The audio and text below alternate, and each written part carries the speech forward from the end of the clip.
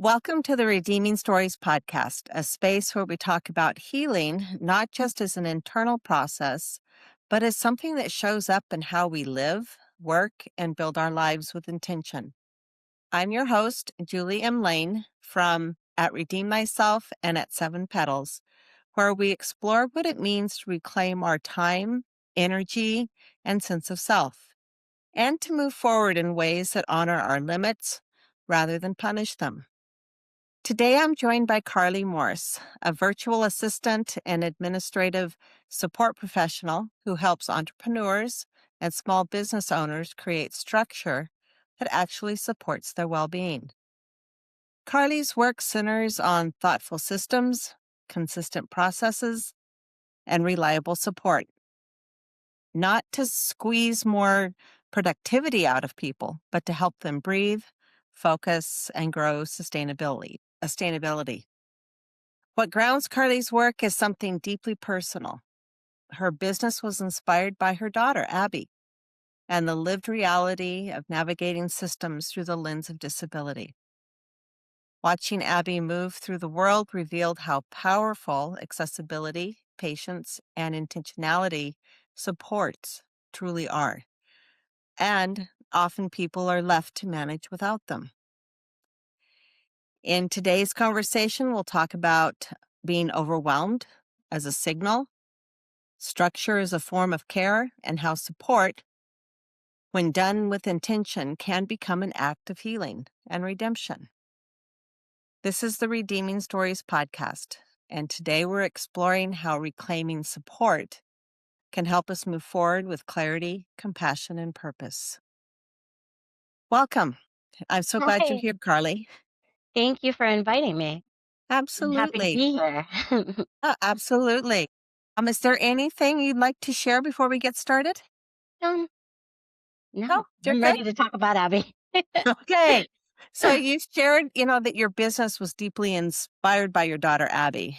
Mm, So are you willing to share a bit about her story and walking alongside her and how that shaped and helped you to understand of course, accessibility and the kind of care people truly need? of course. When I was 5 months pregnant, we knew that Abby was going to have spina bifida. They never told us how deeply it was going to affect her. We just knew that it was a possibility that she might be confined to a wheelchair for most of her life. She may never walk or talk. So my doctors sent us over to the Children's Hospital in Philadelphia, and they sat us down and showed us pictures from mild to grave situations.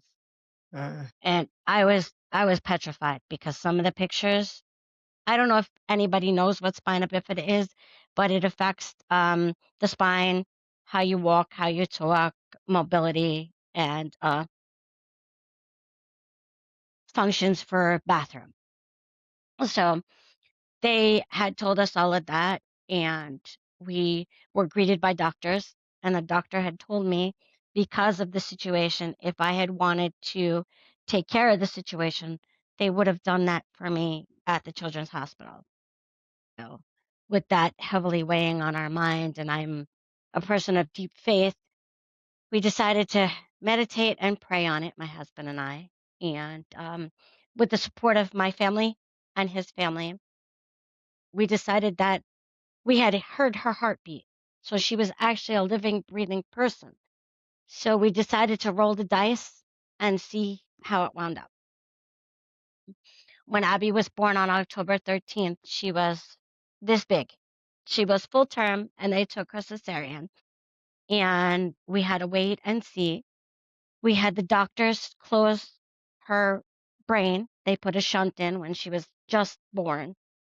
And they had her in the NICU to see if she would pee on her own, just how the spina bifida affected which areas and what have you. So they closed the hole in the back, they put a shunt in her head, and they monitored her for 4 or 5 days to see. And unfortunately, she did not urinate on her own. So they had to teach us how to do sterilized catheterization. And at this point, my husband and I are like, Everything has to be sterile. So, and if you weren't sterile, you had to start all over again.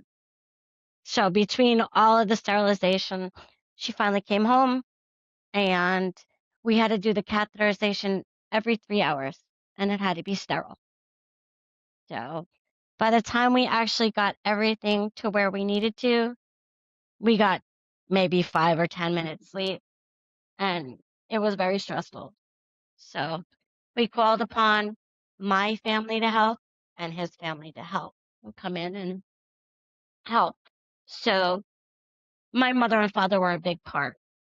We taught them how to do the catheter, and they would wake up with us every 3 hours and take care of it and help us. And we were able to get some sleep. And after a while, they moved it to every 6 hours, and then it didn't have to be sterile, so it gave a little breathing room. So, um, Abby started out with early intervention, and she was a late starter. And at that point, my husband worked nights, and I worked days. So my mother and father were very good in that, and they pitched in. And my husband's mother and father came down, and they did exercises with her and everything. Slowly, Abby was a slow learner, but despite what the doctors have said, she has hit every milestone, every basic thing. The school that she goes to now is phenomenal. They have OT and PT. She started talking when she was about 4 or 5. She had to have a surgery. It was called a tethered spine, where they went in and they fixed it so that she would be able to use her vocal cords, and she hasn't been stopped talking since. Out Abby's milestones. Abby's 17 now. Wow. Hmm. Yeah, her milestones. We've been with her through every step of the way, every surgery, every hospital stay. When I had gotten pregnant, I worked for priests at a foundation. I was the executive administrative assistant.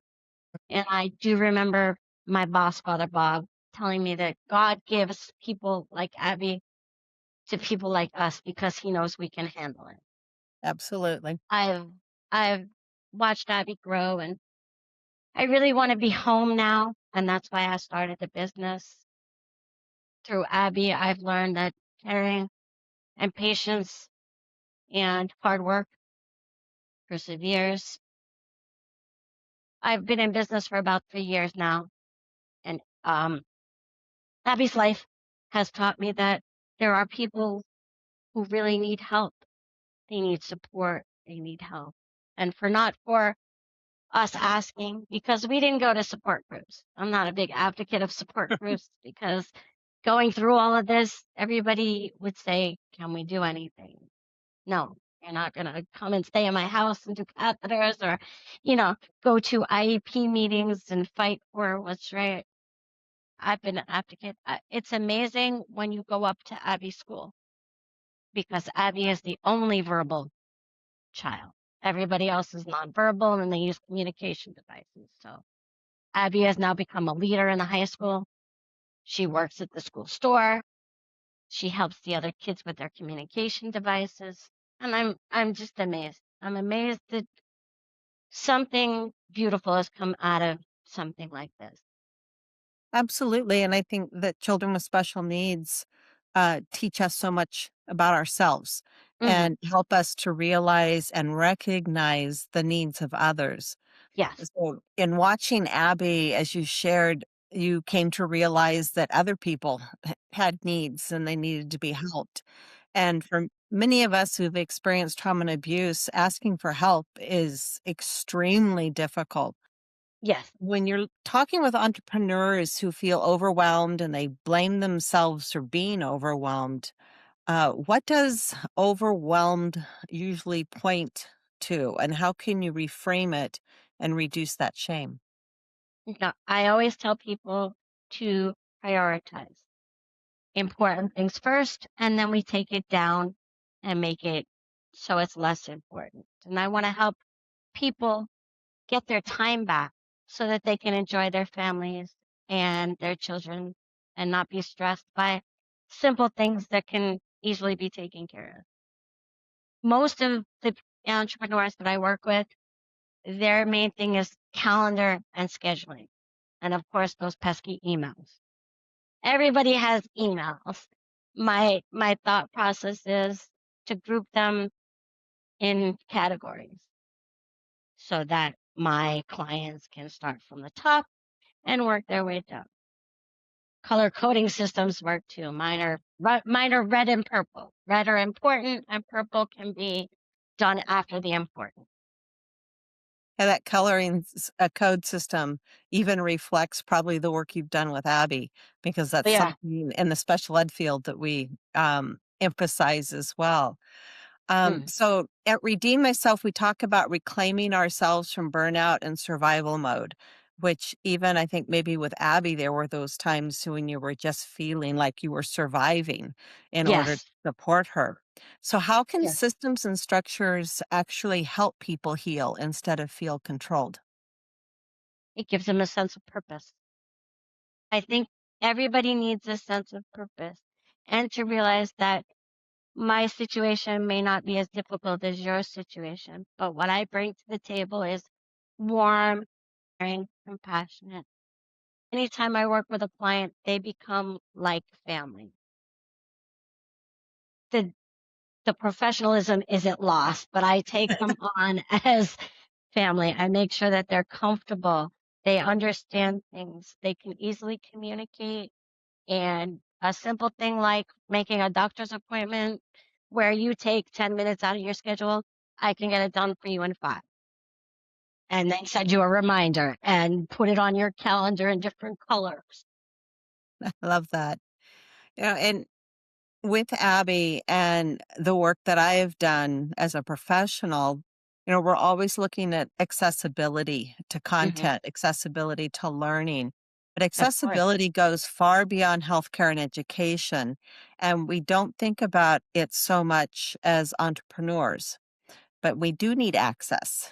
And so, how Correct. do you think accessibility applies to business systems and why does it matter? It matters. Accessibility. With nowadays with technology, you need to be accessible quickly. You need to have the information on hand in front of you so you sound professional and not non-professional. So in my tactic, I'm not a usual 9 to 5 person. I make sure your 9 is done till your 8 is done. You have weekly check-ins. I mean, there's not a place that I can't be found. My phone is on 24/7. And even in the special education community, I have put myself on a phone tree in case anybody from Abbey School needs something, a project, anything I could put my 2 cents into. Research for them, you know. I'm always telling them new things that I've tried with Abby that maybe they can try with their children in the school. And there's group meetings that I do on Zoom with the school as well. So I've met a lot of parents, and a lot of parents have my contact information. I want to present with my company and the way I handle business and professional.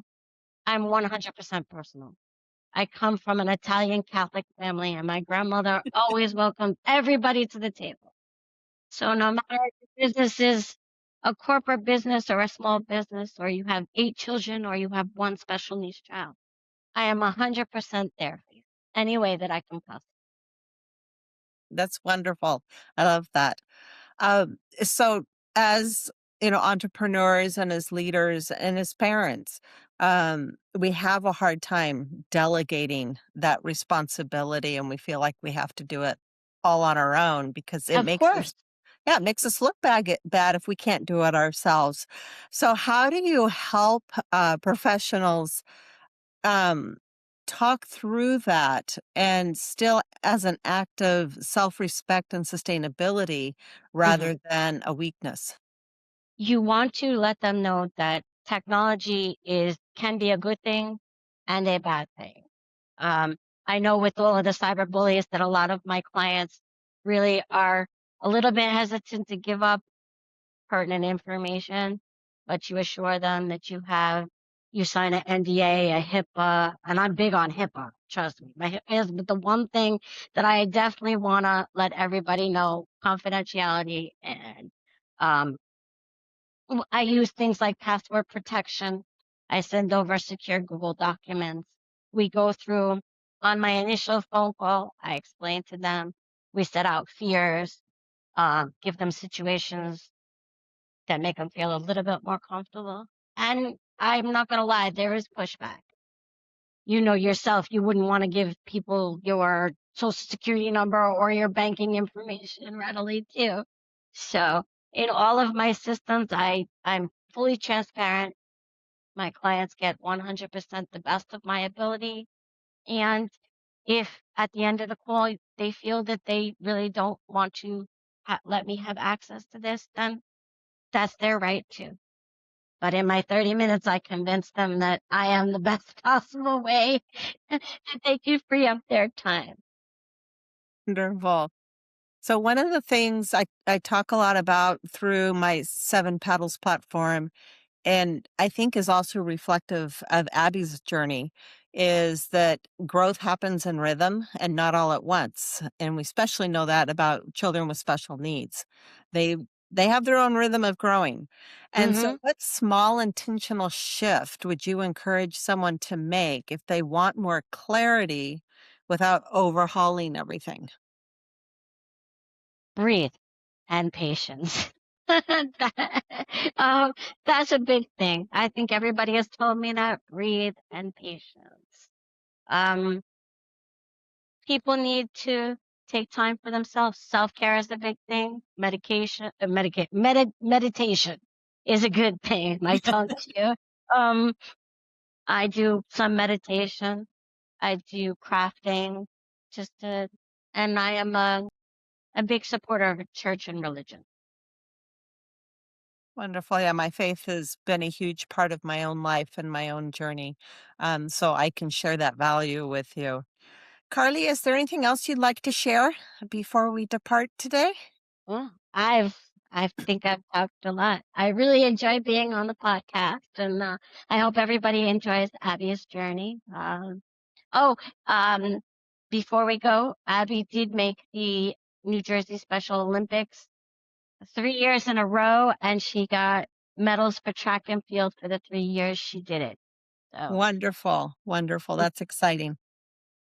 and she did run for school president as well too.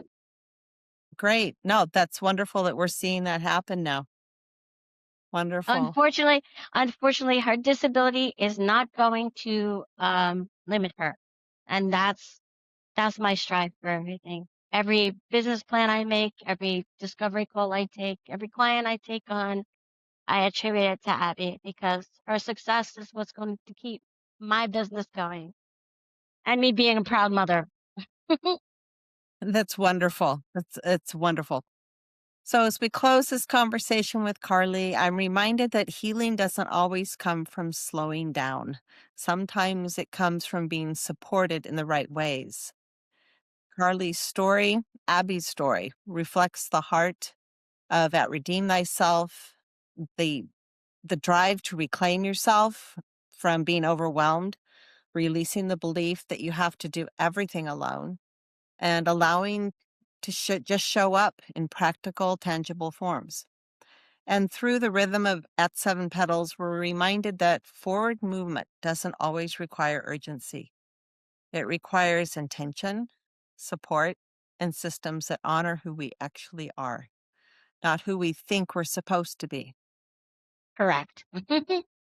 The way Carly speaks about Abby is a powerful reminder that thriving isn't about pushing harder.